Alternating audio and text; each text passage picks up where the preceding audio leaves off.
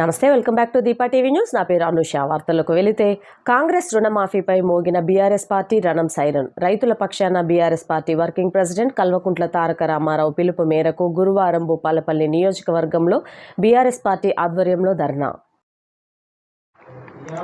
గురువారం భూపాలపల్లి నియోజకవర్గం రేగొండ మరియు చిట్యాల మండల కేంద్రాల్లో BRS party working president Kalvakuntla Taraka Ramarao పిలుపు మేరకు ఎలాంటి ఆంక్షలు లేకుండా రైతులందరికీ రుణమాఫీ చేయాలని డిమాండ్ చేస్తూ బీఆర్ఎస్ పార్టీ కార్యకర్తలు, నాయకులు, ప్రజాప్రతినిధులతో కలిసి రోడ్డుపై బైఠాయించి సీఎం రేవంత్ రెడ్డి ఎన్నికల సమయంలో ఇచ్చిన మాట ప్రకారం ఎలాంటి షరతులు లేకుండా రైతులందరికీ తక్షణమే 2 లక్షల రూపాయల రుణమాఫీ వెంటనే చేయాలని, లేని పక్షంలో ఈ ధర్నా కార్యక్రమంను మరింత ఉధృతం చేసి రైతులకు న్యాయం చేకూరేలా కృషి చేస్తామని తెలిపిన భూపాలపల్లి మాజీ ఎమ్మెల్యే గండ్ర వెంకటరమణారెడ్డి.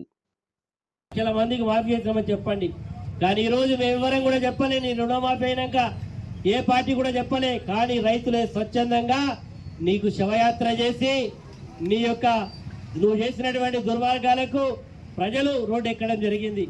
ఈరోజు ప్రతిపక్ష పార్టీగా ఉన్నటువంటి మా మీద కూడా బాధ్యత ఉంది కాబట్టి తక్షణమే 2 లక్షల రుణాలు మాఫీ చేయమని డిమాండ్ చేస్తూ మేము కూడా రోడ్డు ఎక్కడం జరిగింది.